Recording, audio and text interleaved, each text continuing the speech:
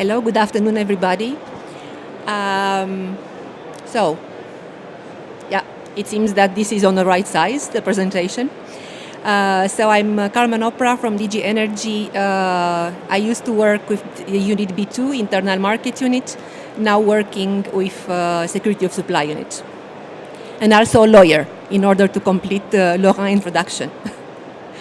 I'll try not to bore you with EU dimension because, of course, the focus of my presentation is CESEC, as Laurent mentioned earlier. But, of course, you are familiar with the Energy Union 5 pillars, energy security, solidarity and trust, integrated energy market, decarbonization of economy, research, innovation, competitiveness, and energy efficiency first. Of course, for CESEC, as I will mention later, the integrated market and energy security are really the priorities for the time being. What we have at EU level, of course, we have a few challenges, as you know. Of course, the completion of the internal energy market, what we have now, the third energy package. As you know, on electricity, it was already adopted a new set of legislation. On gas, we'll see what we can do under the new commission. What I can mention only is that currently DG Energy is working on a series of studies, and also, as Irina mentioned earlier, maybe trying to revise in a near future the network codes. For the energy security mechanism, of course, we have the offshore oil, the oil stocks directive, and also legislation on offshore, and of course the security of supply directive currently being implemented, and this is relevant as well as the colleague from DG from Energy Community mentioned earlier for the security of the CESEC region. We are currently working also on this winter preparedness plan in order to address the security needs of the region, including Ukraine, Moldova, but not only, also the EU member states.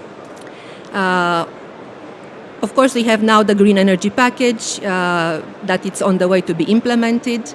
Then we have energy efficiency and savings, of course, the 2020 objective. What we have now, recently, it is not yet in place, but it is announced by the Commissioner Designate, and it's also in the draft program of the Commission, the EU Green Deal, in order to enshrine the 2050 climate neutrality target into law, and also to ensure a tailored support and to ensure transition for all. Of course, as you'll see a bit later, European Union has, even if we like it or not, has different speeds in different member states. So we speak about different implementation stages. And then this new instrument, Sustainable Europe Investment Plan. But again, we'll see once the new commission will be in place how this will be developed further. What we have at EU level, of course, we have this the challenges to implement the third energy package, what we call software, and also the hardware, which means infrastructure. Ensuring that the cables and pipelines and LNG terminals are in place to enable the electricity and gas to flow. What we have as well, we have this so-called PCI list, projects of common interest. The latest list was published in October. You have the link to the website. There are projects on gas, on electricity, renewables, efficiency, etc. Now what we have in the CESEC region, we have challenges that are multiplied in comparison to European Union. Of course, as the colleague from the Energy Community was mentioning as well, because we have member states on one hand and then non-member states that have not yet implemented legislation, like the way the member states have implemented. And even so, of course, Energy Community is doing here great work, and we are working together in order to advance. But in some instances, it's very difficult to do it because you have really no instruments to enforce. So then it's indeed this negotiation, mostly. What we have, also Irina mentioned in the presentation, diversification. And indeed, here we speak about, let's say, resources, we speak about routes, we speak about all these kind of, let's say, needs that are related to ensure security. Then interconnecting infrastructure. We have a list of projects, I'll go into detail a bit later. But what we see in the region, some projects are delayed or they just stay projects, as we say it. What we have in the region as well, and also it was mentioned earlier in the presentations, we have in this region an historic role of transit gas, lack of third-party access, no implementation of provision of network codes. So here the problems also, it was mentioned before as well, the supply from Russia, which is still essential for the region. So the challenge here is to diversify and to introduce, let's say, more sources on the market. Also, what we see in the region, it's difficult because some of even some member states, neighboring member states, they have no, let's say, experience in dealing with each other, in negotiating and working together, and we see this in the CESEC and framework a lot. I will not name countries, but you'll have an idea when listing the projects a bit later. Now, so these 2 years, the next 2 years, are quite important for CESEC because, of course, we need to ensure that the priority projects are becoming reality in order to enhance connectivity and to end the isolation of some states, and also, of course, to implement the software, the legislation, not only European Union legislation, but also at national level. And Laurent will mention later in his presentation, okay, Poland is not CESEC per se, but has influence, and also Romania, where governments introduce some obligations, in particular damaging for traders. And I look here at Pavel as well. What is the state of play of the projects? These are, let's say, the most important projects of CESEC on gas. Of course, as you know, CESEC deals as well with electricity and also energy efficiency. So we have here let's say like a progress report as of beginning of November. The Trans-Anatolian pipeline was completed in almost 90%, and the remaining 10% and work are being finalized in Italy. The network code is under discussion with the regulators, and the market test for capacity is currently ongoing. We have then the interconnection Greece-Bulgaria. It's expected to be operational at the end of 2020. Currently, a financing agreement of the European Investment Bank was signed. The interconnector Bulgaria-Serbia, IBS, normally should be finalized by spring 2022. But the Serbian section is more advanced than the Bulgarian one. And here as well, it's one of the projects mentioned before that it has quite an important delay. Then the Kirk LNG terminal, construction work started in April this year. It's expected to start operation beginning of 2021. BRUA, Bulgaria, Romania, Hungary, Austria, let's see where we end up. What we have here, we had the inauguration of a compressor station in Hungary in July 2019. Here we see a delay on the Romanian side of 1 year due to some weather conditions as well, but also problems in procurement procedures, etc. And here we had the inauguration of 2 compressor stations in Jupa and Podishor this year, one in September, one in October, and the third one is expected to be in April. So if everything goes well, Brua Phase 1 at least should be operational at the end of this year or beginning 2021. But, I mean, next year or beginning 2021.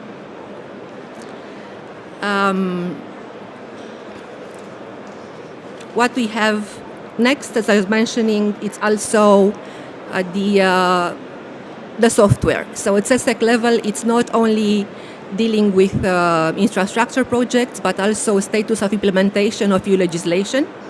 And this, we have now Gas Action Plan 2.2, by which we try to monitor the implementation of network codes. Of course, it's done together with the energy community for the energy community states. On our side, mostly EU member states. What we offered, of course, we have, let's say, the stick, because if they do not implement proper legislation, then we can have an infringement procedure. But we try to cooperate with them, and by organization of working group and workshop. We had one in Romania, and many from here know they participated. We had a working group also in Bulgaria. We had one in Greece, by which we try to let's say, to keep them to be up to speed, to try to bring them up to speed with some other states. It's just at a certain point, it comes to the implementation at national level and also secondary legislation. And then there are like sometimes endless consultations by regulators, by ministries, etc. And it's very difficult to see in detail how things are implemented, and until they are not exactly put in practice, it's difficult to assess the effect that has in particular on the market. And here Irina mentioned earlier the network codes. Indeed, in the region, what we see, what we put here, 2 steps forward, 1 step back, because they implement legislation, but then there are some other national measures taken that are counterproductive, let's say.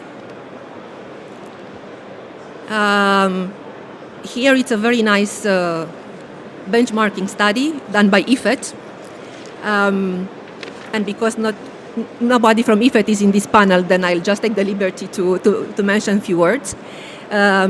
Because besides monitoring implementation of legislation, it's also, of course, relying on what market actors do. And IFET started this work in 2014. Now it was updated in 2019 in November, if I'm not mistaken. And what we see here, of course, you see in yellow the countries from the region, those relevant and the progress that was meanwhile done, comparing to last year. So how does it work? So IFET reflects, the study reflects the design of the virtual trading points in each market in order to ensure market transparency and also to assess its maturity. And then there is a score. What we can see that Austria has a score of 15 points. Then Czech Republic and Hungary increased their score, but market liquidity is not really there. Also, implementation of balancing markets, it's still pending. Licensing procedures are also very complicated. Then Slovakia and Greece improved. In Ukraine, there are some improvements, but and the daily balancing was implemented. Bulgaria and Romania have done some limited improvement in making information available, but of course are behind some other hubs in terms of network codes implementation and establishment of working gas hubs. But you'll find a very nice presentation on IFET website if you are curious to see it, or ask Pavel here. Another project, and it was mentioned a little bit by Irina in the presentation on the reverse flow.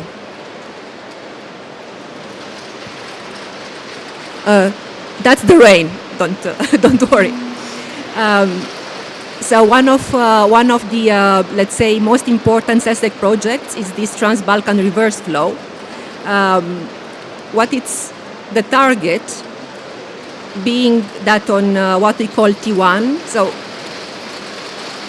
the first phase of the Trans-Balkan, to have a target of 46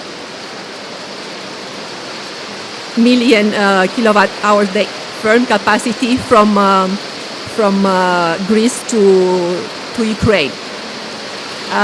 But here the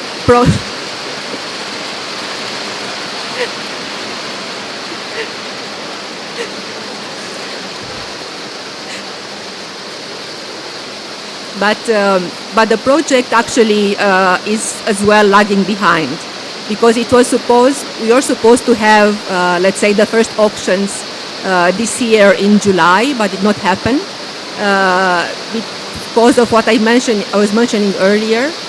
Some, let's say, weak cooperation between some participating member states. So the reality now is that we have capacity offered in annual yearly auction between Greece and Bulgaria, and now also between Bulgaria and Romania, but this is a very recent development. It's just that the interconnection agreement was signed. I see Laurent here a bit skeptical about that. But of course they have challenges, lots of them. Some measuring stations are missing or have to be upgraded. Also, there are issues with gas quality because states are using different types of quality, and also, of course, this comes as well from the let's say from the source of gas. Depends from where it comes, and it also. It has to do also with the diversification. Yeah, this was the last one. Okay.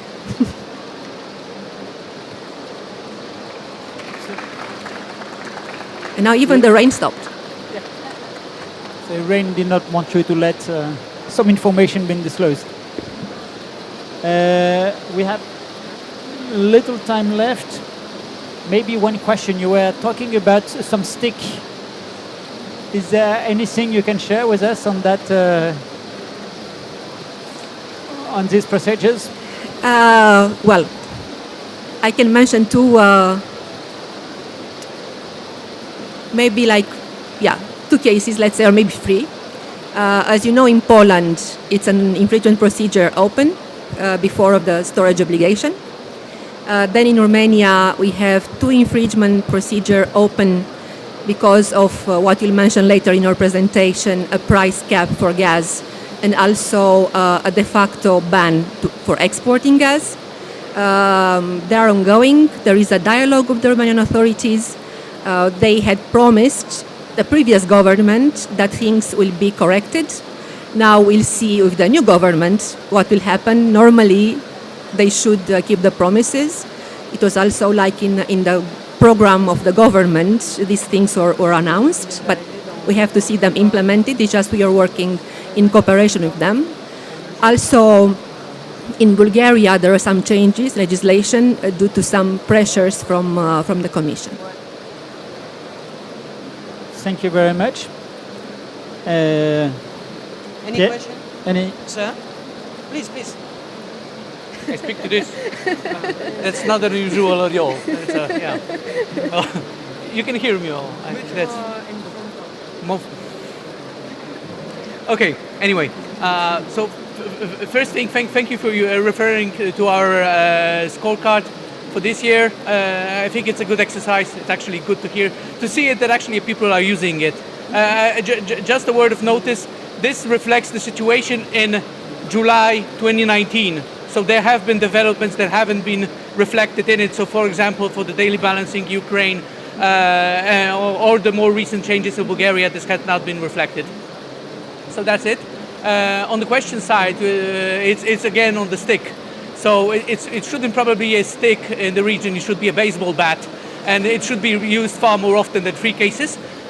So for one thing, do you have any feedback from the new government in Romania on their approach, or this hasn't been discussed at all? And the second one, on Poland, on storage obligations, I'm not actually quite sure what the situation there is, because in the more recent round of infringement that wasn't included, right? So I'm wondering about the situation, because this is pretty severe. So thanks. No, indeed. Thank you, Pavel. On Romanian side, yes, as I was saying, the previous government took some commitments in writing.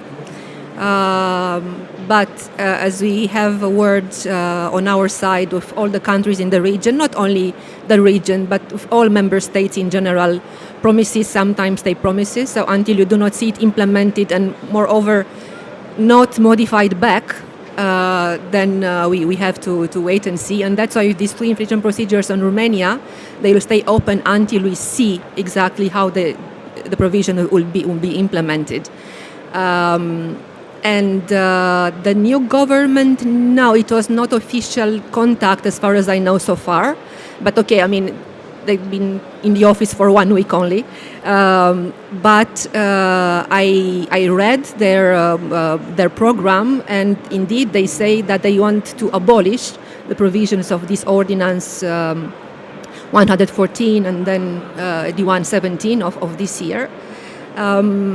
But we'll see. They said that they'll get back. They'll contact us in the close future. And actually, the government received a delay until mid-December in order to come with some more concrete proposals. And they said also with some, let's say, amendments in the parliament.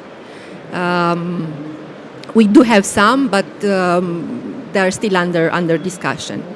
On Poland, yes, you're right, but it's just negotiations are fairly advanced, and understood that the Polish government also took some commitments, but again, it's wait and see. And the infringement cycle this year, I mean, you are aware that we had one only in beginning of July. And now we'll see on the next one will be. It's also due to the change in the commission. So we have to see what I can say about the. I still prefer stick. Our new director general is quite committed to be. Let's see, with the eyes on the member states in order to implement legislation the way they should.